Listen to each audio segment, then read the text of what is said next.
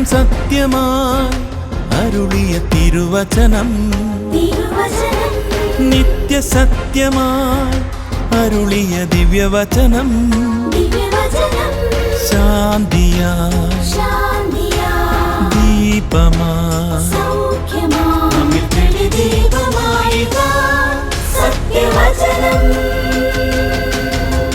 വിടുതലായി രക്ഷയായി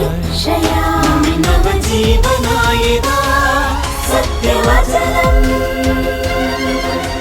സത്യം സത്യമാ സത്യം സത്യമാ സത്യം സത്യമാ സത്യം സത്യമാ.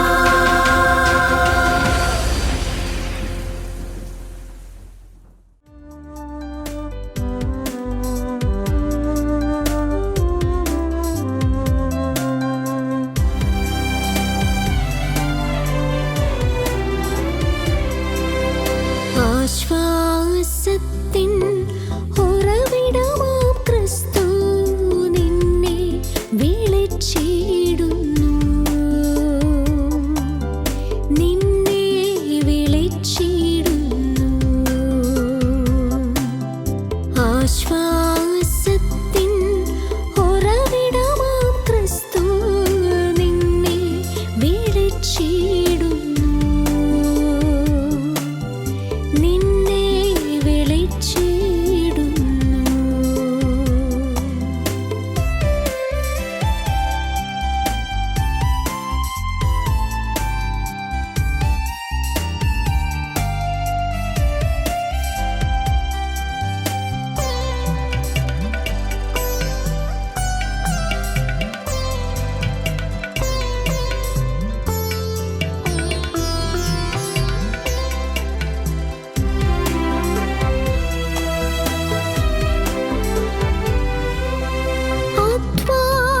അധ്വാനഭാരത്താൽ വലയുന്നോരേ, ആശ്വാസമില്ലാതലയുന്നോരേ, അധ്വാനഭാരത്താൽ വലയുന്നോരേ, ആശ്വാസമില്ലാതലയുന്നോരേ, ആണിപ്പാടുള്ളവൻ കരങ്ങൾ നീട്ടി നിന്നെ വിളിച്ചിടുന്നു, ആണിപ്പാടുള്ളവൻ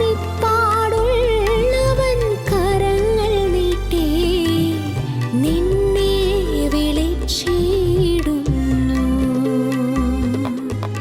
ആശ്വാസത്തിൻ ഉറവിടമാം ക്രിസ്തു നിന്നെ വിളിച്ചിടുന്നു, നിന്നെ വിളിച്ചിടുന്നു.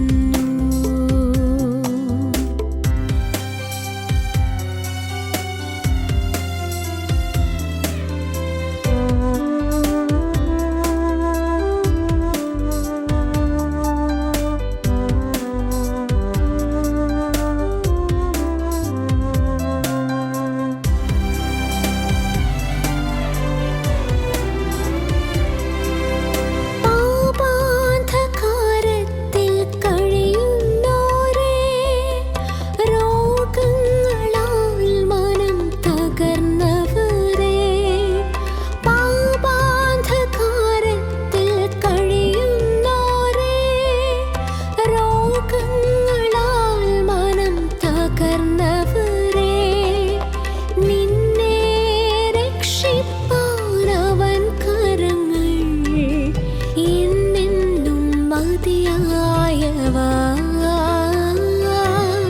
നിന്നെ രക്ഷിപ്പാനവൻ കരങ്ങൾ എന്നെന്നും. സത്യം സത്യമായി എന്ന ദൈവവചന സന്ദേശത്തിലേക്ക് ഏവർക്കും സ്വാഗതം. സത്യം സത്യമാ എല്ലാവർക്കും സ്നേഹവന്ദനം. കർത്താവായ യേശുക്രിസ്തു വേഗം വരുന്നവനാണ്. അവൻ്റെ വരവിനു വേണ്ടി കാത്തിരിക്കുന്നവർ ഭാഗ്യവാന്മാരാണ്. ഇന്ന് ലോകത്തിൽ നടക്കുന്നതായിരിക്കുന്ന സംഭവങ്ങളെക്കുറിച്ച് ബോധമുള്ളവരെ ചോദിക്കുന്നൊരു ചോദ്യമുണ്ട്. ബൈബിൾ വായിച്ചിട്ടുള്ളവരും ദൈവത്തിൽ വിശ്വാസമുള്ളവരും ചോദിക്കുന്നൊരു ചോദ്യമുണ്ട്. അല്ല, കർത്താവ് വരാൻ സമയമായില്ലേ, ഈ നടക്കുന്ന കാര്യങ്ങളൊക്കെ അതുമായി ബന്ധപ്പെട്ടതല്ലേ എന്ന് ചോദിക്കാറുണ്ട്. ഒരു നല്ല ചോദ്യമാണ്. ഈ നടക്കുന്ന സംഭവങ്ങൾ അതുമായി ബന്ധപ്പെട്ടതാണെങ്കിലും ബന്ധപ്പെട്ടതല്ലെങ്കിലും നിങ്ങൾ ഒരുങ്ങിയിരിക്കുന്നത് വളരെ ആവശ്യമായിരിക്കുന്ന ഒരു കാര്യമാണ്. എപ്പോഴും ഒരുങ്ങിയിരിക്കണം. കർത്താവ് ഏത് സമയത്തും വരാം. ഇപ്പോൾ നടക്കുന്ന കാര്യങ്ങൾ കർത്താവിൻ്റെ വരവുമായി ബന്ധപ്പെട്ടതാണ് എന്ന് തന്നെയാണ് ഞാൻ വിശ്വസിക്കുന്നത്. മനുഷ്യൻ്റെ ഒരു സ്വഭാവം എന്താണെന്ന് ചോദിച്ചാൽ, അറിയാവുന്ന കാര്യങ്ങൾ അവഗണിക്കുന്നവരും അറിയാത്ത കാര്യങ്ങൾ അറിയാമെന്ന് നടിക്കുന്നവരുമാണ്. അങ്ങനെ ഒരു സ്വഭാവം മനുഷ്യനുണ്ട്. അറിയാവുന്ന പല കാര്യങ്ങളും അവർ അവഗണിക്കും. ഇപ്പം തന്നെ ഡ്രൈവ് ചെയ്യുന്ന ആളുകൾക്കറിയാം ക്യാമറ വെച്ചിട്ടുണ്ട്, പലരും അതിനെയൊക്കെ അവഗണിച്ച് ടിക്കറ്റ് വരുന്ന വരട്ടെ അതിന് കൊടുക്കാം എന്ന് പറഞ്ഞ് ഡ്രൈവ് ചെയ്യുന്ന ആളുകളുണ്ട്. അതുപോലെ സിഗരറ്റ് വലിക്കുക ആരോഗ്യത്തിന് ഹാനികരമാണെന്ന് അറിയാൻ വയ്യാത്തവരാരാ? ഓരോ പാക്കറ്റ് സിഗരറ്റ് എഴുതിയിട്ടില്ലേ? മദ്യപാനത്തിൻ്റെ ദോഷത്തെക്കുറിച്ച് എഴുതിയിട്ടില്ലേ? ഉണ്ട്. പക്ഷേ എന്താ പേര് ചെയ്യുന്നത്? അറിയാവുന്ന കാര്യങ്ങളെ അവഗണിക്കുന്ന ഒരു പ്രകൃതി മനുഷ്യനുണ്ട്. എന്നാൽ അതേസമയം തന്നെ അറിയാത്ത കാര്യങ്ങൾ അറിയാമെന്ന് നടിക്കുന്ന ആളുകളുമുണ്ട്. അങ്ങനെ ഒരു കൂട്ടം ആളുകളുണ്ട്. ഏത് കാര്യത്തിൽ കയറി അഭിപ്രായം പറയും. അവർക്കറിയാവുന്ന മട്ടിലാണ് അവർ പറയുന്നത്. ചിലപ്പോൾ ആളുകൾ സംസാരിച്ചുകൊണ്ടിരിക്കുമ്പോൾ മെഡിക്കൽ വിഷയങ്ങളായിരിക്കും, ഡോക്ടർമാരായിരിക്കും സംസാരിക്കുന്നത്, നമ്മൾ കയറി അതേക്കുറിച്ച് അഭിപ്രായമൊക്കെ പറഞ്ഞോളി. അപ്പോൾ അവർ ചോദിച്ചിട്ട് പറയും ഡോക്ടറാന്ന് ചോദിക്കുക. അല്ല പിന്നെ എന്താ ജോലി? അതെ, ഞാൻ കശാപ്പുകാരനാണ്. അത് ശരി. ഹാർട്ട് ഓപ്പറേഷൻ ചെയ്യുന്ന ഞാൻ ഒരുപാട് മൃഗങ്ങളുടെ ഹാർട്ടൊക്കെ എടുത്ത് മാറ്റിയിട്ടുണ്ട്, അതുകൊണ്ട് എന്നാൽ അദ്വൈസ് ഞങ്ങൾക്ക് വേണ്ട. അറിയാത്ത കാര്യങ്ങളെക്കുറിച്ച് അഭിപ്രായം പറയുന്നവരും അറിയാവുന്ന കാര്യങ്ങളെ അവഗണിക്കുന്നവരുമാണ്. അതെ, പല കാര്യങ്ങളും അറിയാതെ നമ്മൾ ചെയ്യുന്നവരാണ്. അതായത് എങ്ങനെയാണ് ചെയ്യേണ്ടത്, എന്താണ് ചെയ്യേണ്ടതെന്ന് അറിയാതെ ചെയ്യുന്നവരാണ്. ഇതൊക്കെ വളരെ അപകടകരമായിരിക്കുന്ന ഒരു കാര്യമാണ്. ലോകത്തിൻ്റെ ചരിത്രത്തിൽ നടന്നിട്ടുള്ള ഏറ്റവും വലിയ സംഭവം എന്ന് പറയുന്നത് കർത്താവായ യേശുക്രിസ്തുവിൻ്റെ ക്രൂശീകരണവും അതിനെ തുടർന്ന് കർത്താവിൻ്റെ ഉയർപ്പുമാണ്. അതിനേക്കാൾ വലിയ സംഭവം ലോകത്ത് നടന്നിട്ടില്ല. 2 സംഭവങ്ങൾ, 3 സംഭവം പറയാം. ഒന്ന്, യേശുക്രിസ്തുവിൻ്റെ ജനനം, ദൈവം മനുഷ്യനായി തീർന്നു എന്നുള്ളത്. രണ്ടാമത്, ദൈവം പാപിയായ മനുഷ്യന് വേണ്ടി മരിച്ചു എന്നുള്ളത്. മൂന്നിട്ട് മരിച്ചിട്ട് മരണത്തെ കീഴ്പ്പെടുത്തി അവൻ ഉയർത്തു എന്നുള്ളത്. ഇനിയും നടക്കാൻ പോകുന്ന വലിയൊരു സംഭവമാണ് ആ കർത്താവ് വീണ്ടും വരാൻ പോകുന്നത്. ഇതൊക്കെയാണ് ലോകത്തിലെ ഏറ്റവും വലിയ സംഭവം. അതിലെ ഞാൻ വിചാരിക്കുന്നു ഏറ്റവും സങ്കടകരമായിരിക്കുന്നതും സന്തോഷകരമായിരിക്കുന്നതായിരിക്കുന്ന സംഭവം എന്ന് പറയുന്ന കർത്താവിൻ്റെ ക്രൂശീകരണമാണ്. സങ്കടകരമെന്ന് പറഞ്ഞാൽ ലോകത്തിൽ ജനിച്ചിട്ടുള്ളതിൽ ഏറ്റവും നീതിമാനായ മനുഷ്യൻ, ഏറ്റവും സൽക്കർമ്മിയായ മനുഷ്യൻ, ഏറ്റവും സ്നേഹമുള്ള മനുഷ്യൻ, ഏറ്റവും ആർദ്രതയുള്ള മനുഷ്യൻ, ഏറ്റവും സൗമ്യനായ മനുഷ്യൻ കർത്താവായ യേശുക്രിസ്തുവാണ്. എല്ലാവരും സമ്മതിക്കും. ദൈവത്തിൽ വിശ്വാസമില്ലാത്തവർ പോലും പറയും യേശുക്രിസ്തു ഒരു നല്ല ഗുരുവായിരുന്നു, നല്ല ഉപദേഷ്ടാവായിരുന്നു എന്ന് പറയും. എന്നിട്ട് ആ യേശുക്രിസ്തുവിനെ ആളുകൾ എന്ത് ചെയ്തു? പിടിച്ചുകൊണ്ട് പോയി പച്ചയ്ക്ക് കൊന്നെന്ന് പറയില്ലേ? അടിച്ച് ചതച്ച് അവസാനം ഒരു മരക്കുരിശിൽ അവനെ 3 ആണി അടിച്ച് തൂക്കി അങ്ങനെ അവനെ കൊന്നു എന്ന് പറയുമ്പോൾ ഹൃദയമില്ലാത്ത മനുഷ്യനെ അത് ചെയ്യാനൊക്കെ, ഹൃദയമില്ലാത്ത മനുഷ്യന് പോലും ചെയ്യാനൊക്കുകയില്ല. അതെ, ഗോൽഗോത്ത എന്ന് പറഞ്ഞ ഒരു കുന്നിലാണ് കർത്താവിനെ ക്രൂശിച്ചത്. തലയോടണമെന്ന കുന്നിൻ്റെ അർത്ഥത്തിൻ്റെ പേര് ഞാൻ പറയാറുണ്ട്. ആ കുന്നിൻ്റെ ഒരു പ്രത്യേകത എന്താണെന്ന് ചോദിച്ചാൽ തലയോട്ടി ഉണ്ടാകത്ത് ബ്രെയിൻ ഇല്ലായിരുന്നു. ബ്രെയിൻ ഇല്ലാത്ത തലയോട്ടിയായിരുന്നു അത്. അവിടെ പ്രവർത്തിച്ച ആളുകളും അങ്ങനെ തന്നെയാണ്. ബ്രെയിൻ ഇല്ലാത്ത ആളുകളായിട്ടാണ് അവർ പ്രവർത്തിച്ചത്. ബുദ്ധിയില്ലാത്ത ആളുകൾ. ബുദ്ധിയുള്ള ആളുകൾ വല്ലതും ചെയ്യുമോ? യേശുക്രിസ്തുവിനെ പോലെ ഒരു മനുഷ്യനെ ക്രൂശിക്കുമോ? ഒരിക്കലും ക്രൂശിക്കുകയില്ല. അപ്പോൾ കർത്താവിനെ അവരങ്ങനെ ക്രൂശിക്കാനായിട്ട് തീരുമാനിച്ചു. കർത്താവിനെ അറസ്റ്റ് ചെയ്തു, സൂത്രത്തിൽ അവനെ പിടിച്ചു, അവനെ മാനസികമായി പീഡിപ്പിച്ചു, ശാരീരികമായി പീഡിപ്പിച്ചു, എല്ലാ നിലയിലും പീഡിപ്പിച്ചു. അവസാനം പിലാത്തോസ് പടയാളികൾക്ക് അവനെ ഏൽപ്പിച്ചു കൊടുത്തു, നിങ്ങൾ കൊണ്ടുവന്ന് ക്രൂശിച്ചോളാൻ പറഞ്ഞു. അവരവനെ ആവോളം ഉപദ്രവിച്ചിട്ട് ശാരീരികമായും മാനസികമായും എല്ലാ നിലയിലും ഉപദ്രവിച്ചിട്ട് അവനെ കൊണ്ടുപോയി ഗോൽഗോഥ മലയിൽ 2 കള്ളന്മാരുടെ മധ്യത്തിൽ കർത്താവായ യേശുക്രിസ്തുവിനെ ക്രൂശിച്ചു. അങ്ങനെ കർത്താവ് ആ ക്രൂശിൽ കിടക്കുന്ന സമയത്ത് കർത്താവ് പറഞ്ഞ അനേക കാര്യങ്ങളുണ്ട്. കർത്താവിൻ്റെ മൊഴികളെന്ന ക്രൂശിൽ നിന്നുള്ള കർത്താവിൻ്റെ മൊഴികളെന്നൊക്കെ പറയാറുണ്ട്. അതിൽ ഒരു മൊഴിയെക്കുറിച്ച് മാത്രം ഇത് നിങ്ങളോട് ഞാൻ സംസാരിക്കാനാണ് ആഗ്രഹിക്കുന്നത്. കർത്താവ് മരിക്കുന്ന സമയത്ത്, മരിക്കുന്നതിന് മുമ്പ് പറഞ്ഞ ഒരു മൊഴി, അത് ലൂക്കോസിൻ്റെ സുവിശേഷം 23-ാം അധ്യായത്തിൻ്റെ 33-34 വാക്യങ്ങൾ. അവിടെ ഇങ്ങനെ പറയും, തലയോട് വന്ന സ്ഥലത്ത് എത്തിയപ്പോൾ അവർ അവിടെ അവനെയും ദുഷ്പ്രവൃത്തിക്കാരെയും ഒരുത്തിനെ വലത്തും ഒരുത്തിനെ ഇടത്തുമായി ക്രൂശിച്ചു. ഇനിയും കേൾക്കണം 34. എന്നാൽ യേശു, പിതാവേ, ഇവർ ചെയ്യുന്നത് ഇന്നത് എന്നറിയായതുകൊണ്ട് ഇവരോട് ക്ഷമിക്കണമേ എന്ന് പറഞ്ഞു. എന്നാൽ യേശു, പിതാവേ, ഇവർ ചെയ്യുന്നത് ഇന്നത് എന്നറിയായിക കൊണ്ട് ഇവരോട് ക്ഷമിക്കണമേ. ഞാൻ പറഞ്ഞില്ലേ ചില ആളുകൾ അറിയാത്ത കാര്യങ്ങൾ ചെയ്യുമെന്ന്. അതെ, എന്താ ചെയ്യുന്നതെന്ന് അറിയില്ല. ചില പിള്ളേർ പപ്പം ചോദിക്കും, നീ എന്തുകൊണ്ടാണ് ചെയ്യുന്നതെന്ന് ചോദിക്കും. നീ ചെയ്യുന്നത് എന്താ? തീയെ കളിക്കുകയാണോ? അത് പെട്രോളാ മോനെ, തീ പിടിക്കുന്നതാ, അത് വിഷമാണ്, നീ അത് അകത്തി നീ എന്താ ചെയ്യുന്നത്?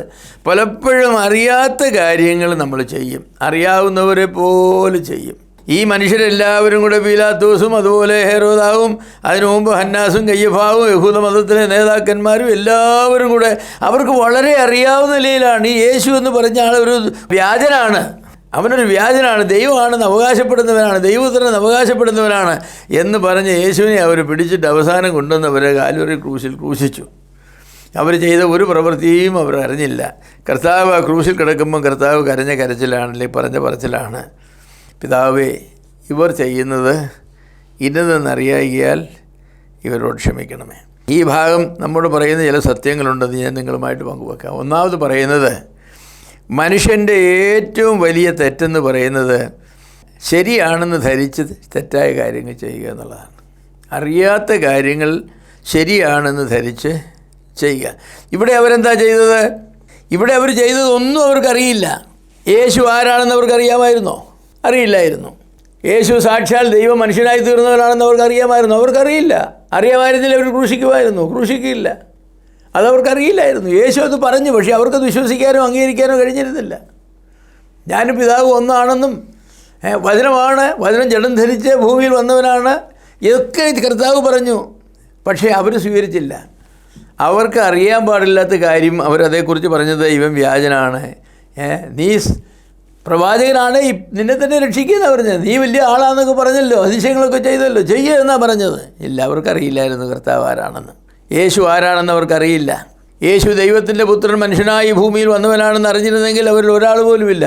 അറിഞ്ഞ ചില ആളുകളുണ്ടായിരുന്നു. പെട്ടെന്ന് ഈ ക്രൂശീകരണത്തിന് ഉത്തരവാദിയായിരുന്ന ശതാധിപൻ പെട്ടെന്ന് പറഞ്ഞു, നീ ദൈവപുത്രൻ എന്ന് പറഞ്ഞു, സാക്ഷാത് ദൈവപുത്രൻ എന്ന് പറഞ്ഞു, ഞങ്ങൾക്ക് അബദ്ധം പറ്റിപ്പോയെന്ന് പറഞ്ഞു. ക്രൂശി കിടന്ന കള്ളന്മാരൊരാൾക്ക് പെട്ടെന്ന് ബോധ്യം വന്നു. എന്നിട്ട് പറഞ്ഞു, ഇവൻ യുദ്ധ ആകൃതാത്തൊന്നും ചെയ്തിട്ടില്ല, കർത്താവേ നീ രാജ്യത്വം പ്രാപിച്ചു വരുമ്പോൾ ഞങ്ങളെ ഓർക്കുക എന്ന് പറഞ്ഞാൽ, നീ രാജാവാണ്, നീ മരിച്ചാലും രാജാവായിട്ട് വീണ്ടും വരാനുള്ളവനാണ്, നീ ദൈവമാണ്, ദൈവത്തിൻ്റെ പുത്രനാണ്. അറിഞ്ഞവരൊക്കെ അത് ഏറ്റു പറഞ്ഞു, അല്ലാത്തവർക്ക് അറിഞ്ഞില്ല. ക്രൂശിൻ്റെ ചുവട്ടിൽ നിന്ന് ഒരുപാട് ആളുകളുണ്ടായിരുന്നു. അവരൊക്കെ അവിടെ നിന്ന് എന്താ പറഞ്ഞത്? അവനെ ദുഷിച്ചു എന്നാണ്. അവനെ ദുഷിച്ചു. ക്രൂശിക്കപ്പെട്ട 2 കള്ളന്മാരിൽ ഒരാൾ അവനെ ദുഷിച്ചു. 2 പേരും ദുഷിച്ചുകൊണ്ടിരുന്നു. ഒരാൾക്ക് പെട്ടെന്ന് ബോധം വന്നു, ഈ ദുഷിക്കപ്പെടുന്നതായിരിക്കുന്ന ഈ കർത്താവ് ഒരു സാധാരണക്കാരനായ മനുഷ്യനല്ല. അവൻ്റെ പ്രതികരണങ്ങൾ കണ്ടില്ലേ? അവൻ്റെ വാക്കുകൾ കണ്ടില്ലേ? അവൻ എങ്ങനെയാണ് ഈ ക്രൂശിനെ അവൻ സ്വാഗതം ചെയ്തത് കണ്ടില്ലേ? അപ്പോൾ യേശു ആരാണെന്ന് അവരറിഞ്ഞില്ല. പഴയ നിയമത്തിൽ 100-ലധികം പ്രവചനങ്ങൾ യേശുവിനെക്കുറിച്ച് പറഞ്ഞിട്ടുണ്ട്. അങ്ങനെ പ്രവചനങ്ങൾ പറഞ്ഞ് പ്രവചനങ്ങളുടെ നിവൃത്തിയായി വന്നവനായിരിക്കുന്ന ദൈവത്തിൻ്റെ പുത്രനാണ് എന്നുള്ള കാര്യം അവർക്കറിയാമായിരുന്നില്ല. യേശു യാതൊരു കുറ്റവും ചെയ്യാത്തവനാണെന്ന് അവരാരും അറിഞ്ഞില്ല. പീലാത്തോസിൻ്റെ ഭാര്യ അറിഞ്ഞു, ആ നീതിമാൻ്റെ കാര്യത്തിൽ ഇടപെടരുതെന്ന് പറഞ്ഞു. പക്ഷേ അവിടെ വന്നതായിരിക്കുന്ന മത നേതാക്കന്മാരും ജനസമൂഹവും അറിഞ്ഞില്ല യേശു ക്രിസ്തു കുറ്റമൊന്നും ചെയ്യാത്തവനാണെന്ന്. ഇനി സാക്ഷികളെ കൊണ്ട് എന്ത് ആവശ്യമെന്ന് പറഞ്ഞു. നിങ്ങൾ എന്ത് വിചാരിക്കുന്നു? അവനെ ക്രൂശിക്കുക എന്ന് പറഞ്ഞു. എന്താ അവൻ ചെയ്തത് തെറ്റ്? നീ ജീവനുള്ള ദൈവത്തിൻ്റെ പുത്രനാണെന്ന് ചോദിച്ചു, ഞാനാകുന്നു എന്ന് പറഞ്ഞു. അതാണ് ചെയ്തത് തെറ്റ്. താൻ സത്യം പറഞ്ഞു എന്നുള്ളതാണ് തെറ്റ്. അപ്പോൾ യേശു ആരാണെന്ന് അവരറിഞ്ഞില്ല. യേശു ഒരു കുറ്റവും ചെയ്തയാളാണെന്ന് അവരറിഞ്ഞില്ല. ഇനി യേശു എന്തിനായി ലോകത്ത് വന്നെന്നുള്ളവരറിഞ്ഞോ? യേശു എന്തിനാണ് ജനിച്ചത്? അറിഞ്ഞ ആളുകളുണ്ട്. വിദ്വാൻമാരറിഞ്ഞു, അവർ വന്നു. ആട്ടിടയന്മാരറിഞ്ഞു, അവർ വന്നു. യേശു വേറെ പലരോട് ചോദിച്ചു, അവരൊക്കെ പറഞ്ഞു നീയുള്ള ദൈവത്തിൻ്റെ പുത്രനായ ക്രിസ്തുവാണെന്ന് പറഞ്ഞു. ഇവരറിഞ്ഞില്ല. അവൻ വന്നത് മനുഷ്യവർഗത്തെ രക്ഷിക്കുവാനായിട്ട് വന്ന ദൈവത്തിൻ്റെ പുത്രനാണ്, ദൈവത്തിൻ്റെ കുഞ്ഞാടാണ്. അതവരറിഞ്ഞില്ല. അവർ ഈ കുഞ്ഞാടിനെ അറുക്കുമ്പോഴും അറിഞ്ഞില്ല, ഈ പെസഹ കുഞ്ഞാടിൻ്റെ രക്തമാണ് ഞങ്ങളുടെ പാപങ്ങളെ മോചിക്കുന്നത് എന്നുള്ളവരറിഞ്ഞില്ല. സങ്കടകരമായ ഒരു കാര്യമാണ്. അവർ ചെയ്യുന്നതായിരിക്കുന്ന ക്രിയ എന്താണെന്ന് പോലും അവർക്ക് മനസ്സിലായില്ല, അവരറിഞ്ഞില്ല. ഇനി യേശു മരിച്ചാൽ എന്താ സംഭവിക്കാൻ പോകുന്നത് അവരറിഞ്ഞോ? അവർ വിചാരിച്ചു യേശുവിനെ കൊന്നു കഴിഞ്ഞാൽ ഈ ചതിയനും വഞ്ചകനുമായ മനുഷ്യൻ്റെ പ്രസ്ഥാനം അങ്ങോട്ട് അവസാനിക്കും, അതോടുകൂടെ ഈ 12 ശിഷ്യന്മാരും അലഞ്ഞു തിരിഞ്ഞു പോവും, ഈ പ്രസ്ഥാനം അങ്ങ് കെട്ടടങ്ങുമെന്ന് വിചാരിച്ചു. അവരറിഞ്ഞില്ല യേശുവിനെ ക്രൂശിച്ചാൽ എന്താ സംഭവിക്കാൻ പോകുന്നത്. യേശുവിനെ ക്രൂശിച്ചാൽ അവൻ മരിക്കുന്ന വിധത്തെക്കുറിച്ച് അവർക്കറിയാമായിരുന്നില്ല. ഒരു രാജാവിനെ പോലെയാണ് അവൻ മരിച്ചത്. സാധാരണ ക്രൂശിക്കപ്പെട്ടവർ മരിക്കുന്ന പോലെയാണോ യേശു മരിച്ചത്? ക്രൂശിൽ ആരാണ് നേതാവെന്ന് ചോദിച്ചാൽ യേശു ക്രിസ്തുവായിരുന്നു നേതാവ്. മഹാപുരോഹിതന്മാരും ശാസ്ത്രിമാരും ഒന്നുമല്ല. അവരൊക്കെ അറച്ചു നിൽക്കുക, പകച്ചു നിൽക്കുക. ഇതെന്തൊരു പെരുമാറ്റമാണ്! ഈ മനുഷ്യൻ എങ്ങനെയാണ് സംസാരിക്കുന്നത്? ഇത്ര വേദനയുള്ളതായിരിക്കുന്ന ഒരു മരണം കൊടുത്തിട്ടും ഈ മനുഷ്യന് യാതൊരു ഇതുമില്ലല്ലോ. അവൻ സംസാരിക്കുന്നു, അമ്മയോട് സംസാരിക്കുന്നു, അമ്മയ്ക്ക് വേണ്ടി കെയർ ചെയ്യുന്നു, കള്ളനോട് സംസാരിക്കുന്നു, അവന് നിത്യതയ്ക്ക് വേണ്ടി കെയർ ചെയ്യുന്നു. അവർക്കറിയില്ലായിരുന്നു യേശു മരിച്ചാൽ എന്ത് സംഭവിക്കുന്നത്. യേശു മരിച്ചടക്കിക്കഴിഞ്ഞപ്പോൾ ഇവന്മാർ പറഞ്ഞു, ആ വഞ്ചകൻ ജീവിച്ചിരുന്ന കാലത്തെ അവൻ മരിച്ചാൽ ഉയർക്കുമെന്നൊരു വാക്ക് പറഞ്ഞിട്ടുണ്ട്, അതുകൊണ്ട് എന്തെങ്കിലും ഒരു ക്രമീകരണം ചെയ്യണം കേട്ടോ. അവർ വിശ്വസിച്ചില്ലേ പിന്നെ എന്തിനാണ് അവർ ക്രമീകരണം ചെയ്തത്? അവന് ശിഷ്യന്മാർ മോഷ്ടിച്ചുകൊണ്ട് പോയിട്ട് ഒരു കള്ളം പറയും. അവരിതൊന്നും വിശ്വസിച്ചില്ല. യേശു മരിച്ചാൽ ഉയർക്കുമെന്ന് വിശ്വസിച്ചോ? അവർ വിശ്വസിച്ചില്ല. മരണത്തിൻ്റെ അധിപതിയാണിവൻ, മരണത്തെ തോൽപ്പിക്കുന്നവനാണിവൻ. വിശ്വസിച്ചോ? വിശ്വസിച്ചില്ല. യേശു രക്ഷകനാണ്, വിശ്വസിച്ചോ? വിശ്വസിച്ചില്ല. ഈ യേശു തന്നെ ന്യായാധിപനായിട്ട് വരുമെന്ന് വിശ്വസിച്ചോ? വിശ്വസിച്ചില്ല. അവനെ ക്രൂശിച്ചവരായിരിക്കുന്ന ആളുകൾ അവൻ്റെ മുൻപിൽ മുട്ടുകുത്തി ദൈവപുത്രനെന്ന് ഏറ്റുപറയും, കർത്താവ് ഏറ്റുപറയും. ഇവർ വിശ്വസിച്ചോ? വിശ്വസിച്ചില്ല. സങ്കടകരമായിരിക്കുന്നൊരു കാര്യമാണ്, അറിയാത്തത് ചെയ്യുന്നു. പിതാവേ, ഇവർ ചെയ്യുന്നത് ഇന്നതെന്ന് അറിയുന്നില്ല. ഇന്നത്തെ മനുഷ്യനെ നോക്കിയിട്ട് അത് തന്നെയാണ് എനിക്ക് തോന്നുന്നത്.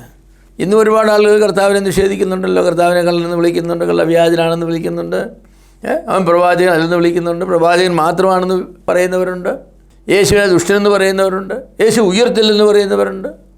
എന്തെല്ലാം കാര്യങ്ങളാണ് പറയുന്നത്.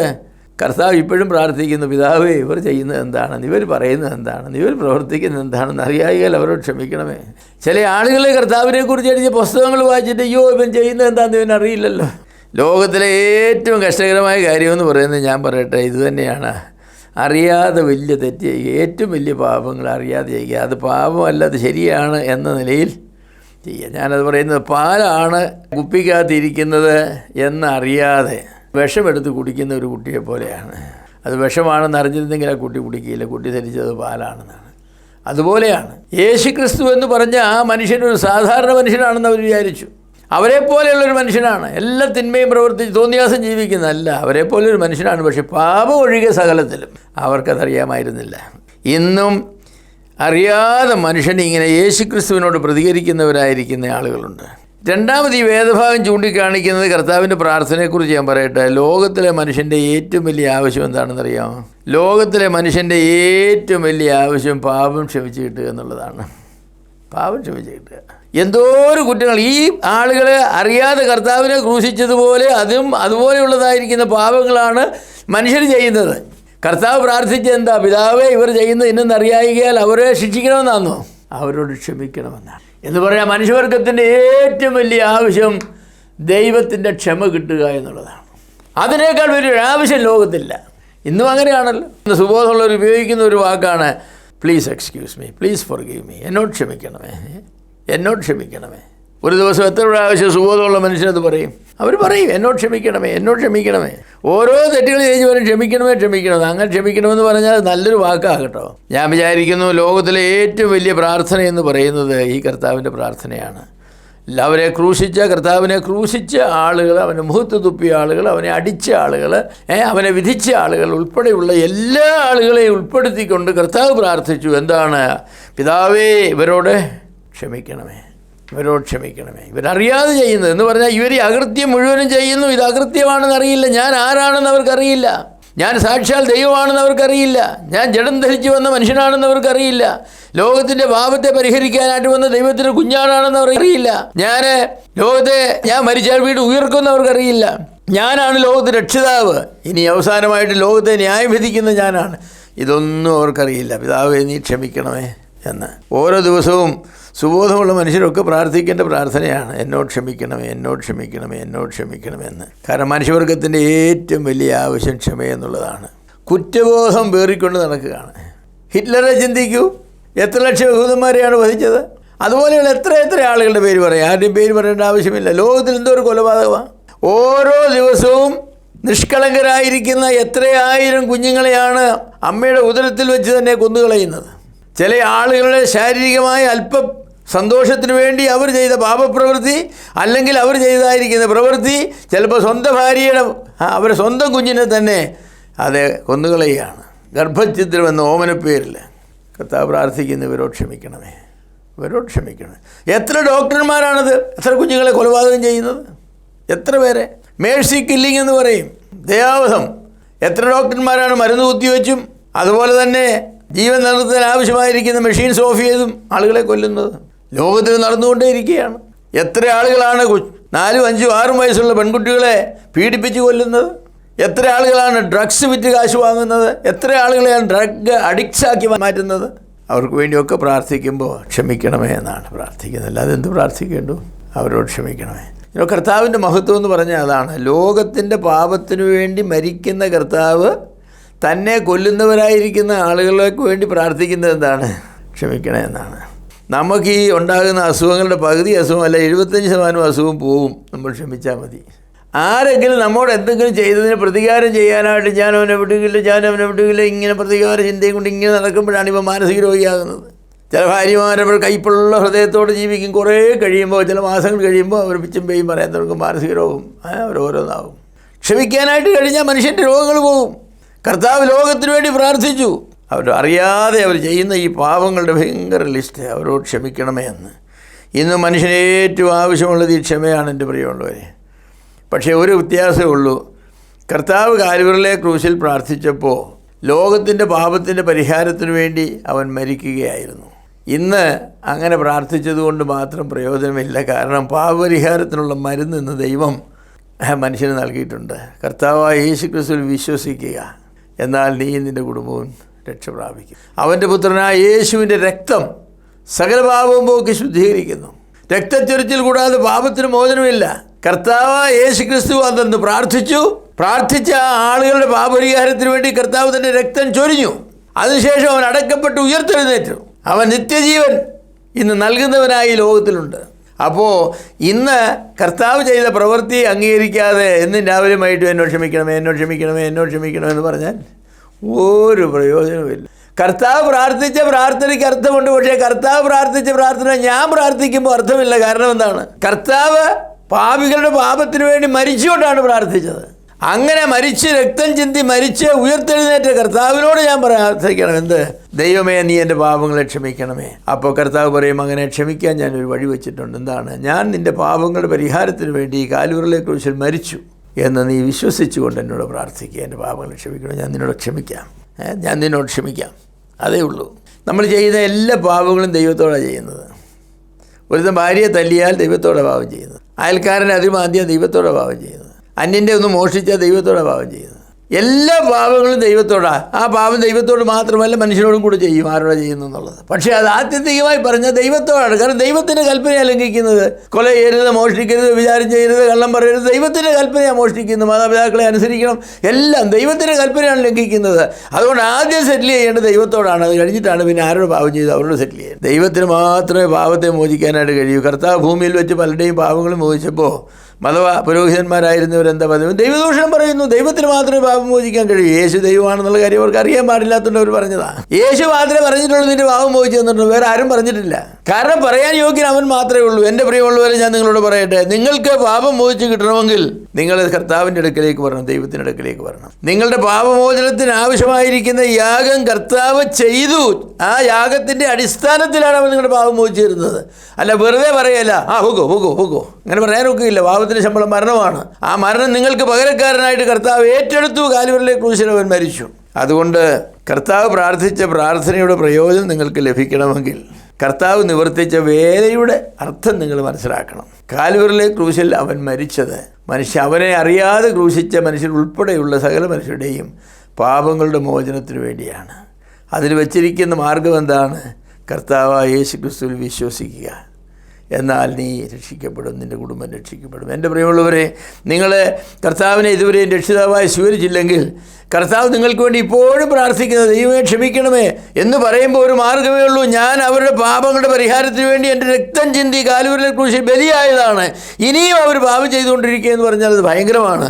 എന്നിൽ വിശ്വസിച്ച് പാപമോചനം പ്രാപിക്കുവാൻ സഹായിക്കണമെന്ന് കർത്താവ് നിങ്ങൾക്ക് വേണ്ടി പ്രാർത്ഥിക്കുന്നു. ഈ വചനം കേൾക്കുന്ന നിങ്ങളെ ദൈവം അനുഗ്രഹിക്കട്ടെ. പാപമോചനം പ്രാപിക്കുവാനുള്ള ഒരു മാർഗം മാത്രമേ ഉള്ളൂ. രക്തച്ചൊരിച്ചിൽ കൂടാതെ പാപമോചനമില്ല. കർത്താവായ യേശു ക്രിസ്തുവാകുന്ന ദൈവത്തിൻ്റെ കുഞ്ഞാടിൻ്റെ രക്തം കാൽവരിലെ ക്രൂശിൽ മനുഷ്യവർഗത്തിൻ്റെ പാപങ്ങളുടെ പരിഹാരത്തിന് വേണ്ടി ചിന്തപ്പെട്ടു. അവൻ ചിന്തപ്പെടുക മാത്രമല്ല ചെയ്തവൻ രക്തം. അതിനുശേഷം അവൻ അടക്കപ്പെട്ട് 3-ാം ദിവസം ഉയർത്തെഴുന്നേറ്റു. ഇന്നവൻ ലോകത്തിൻ്റെ രക്ഷിതാവാണ്. നാളെ അവൻ ലോകത്തിൻ്റെ ശിക്ഷിതാവായിട്ട് വരും, ന്യായാധിപതിയായിട്ട് വരും. ഇന്ന് നിങ്ങൾ കർത്താവിനെ അടുക്കലേക്ക് ചെല്ലുമ്പോൾ നിങ്ങൾക്കൊരു രക്ഷകനെ കിട്ടും. പക്ഷേ നാളെ നിങ്ങൾ കർത്താവിൻ്റെ അടുക്കലേക്ക് ചെല്ലുമ്പം നിങ്ങൾക്കൊരു ജഡ്ജിയാണ് കിട്ടുന്നത്. നിങ്ങൾ ചെയ്ത എല്ലാ പാപങ്ങൾക്കും കുറ്റം വിധിക്കുന്ന നിത്യനരകത്തിലേക്ക് നിങ്ങളെ വിടുന്ന ഒരു ജഡ്ജിയാണ്. അതുകൊണ്ട് നമുക്ക് ദൈവത്തെ ജഡ്ജിയായി കാണാതെ ഇന്ന് നമുക്ക് ദൈവത്തെ രക്ഷകനായി കാണാം, കർത്താവിൻ്റെ രക്ഷകനായി കാണാം. അതിന് കർത്താവിൻ്റെ അടുക്കലേക്ക് വരിക, കർത്താവിൽ വിശ്വസിക്കുക. ദൈവം നിങ്ങളെ അനുഗ്രഹിക്കട്ടെ.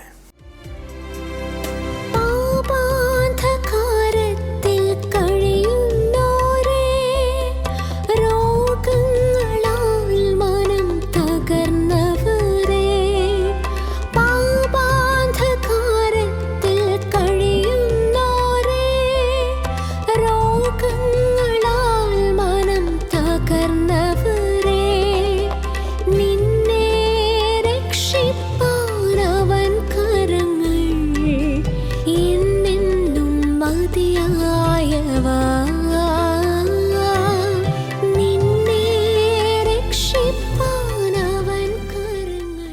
വളരെ അനുഗ്രഹിക്കപ്പെട്ട ഒരു സന്ദേശമാണ് നമ്മൾ കേട്ടുകൊണ്ടിരുന്നത്.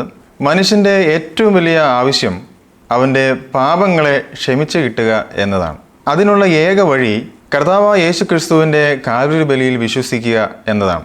കർത്താവ് നമ്മുടെ പാപങ്ങളെ ക്ഷമിക്കുന്നത് അവൻ്റെ കാൽവരി ബലിയിൽ വിശ്വസിക്കുന്നതിൻ്റെ അടിസ്ഥാനത്തിലാണ്. പ്രിയപ്പെട്ടവരെ, നമ്മുടെ പാപങ്ങളെ ക്ഷമിക്കുന്നത് കർത്താവായ യേശു ക്രിസ്തു കാൽവരി ക്രൂശിൽ ചിന്തിയ രക്തത്തിന്റെ അടിസ്ഥാനത്തിലാണ്. ദൈവത്തിന്റെ പുത്രനായിരിക്കുന്ന യേശു ക്രിസ്തു കാൽവരി ക്രൂശിൽ സ്വന്തം ശരീരത്തെ ഒരു പ്രാശ്ചിത്ത യാഗമായി തീർത്തു എന്നുള്ളതാണ്. കർത്താവായ യേശു ക്രിസ്തുവിന്റെ ആ ക്രൂശ് മരണത്തെ നോക്കി കർത്താവ് മരിച്ചത് എൻ്റെ പാപത്തിന് വേണ്ടിയിട്ടാണ് എന്ന് ഹൃദയം കൊണ്ട് വിശ്വസിച്ചാൽ നമ്മുടെ പാപത്തിന് സമ്പൂർണ്ണമായിരിക്കുന്ന പരിഹാരം വരും എന്ന് ദൈവത്തിന്റെ വചനം അസന്നിഗ്ധമായി പറയുന്നുണ്ട്. അതുകൊണ്ട് പ്രിയപ്പെട്ടവരെ, ഇന്ന് ഈ സന്ദേശം കേട്ട പ്രിയപ്പെട്ടവരോട് ഞങ്ങൾക്ക് പറയുവാനായിട്ടുള്ളത്, കർത്താവായ യേശു ക്രിസ്തുവിലേക്ക് വരിക. അവിടെ നമ്മുടെ പാപത്തിന് സമ്പൂർണ്ണമായിരിക്കുന്ന ക്ഷമയുണ്ട്.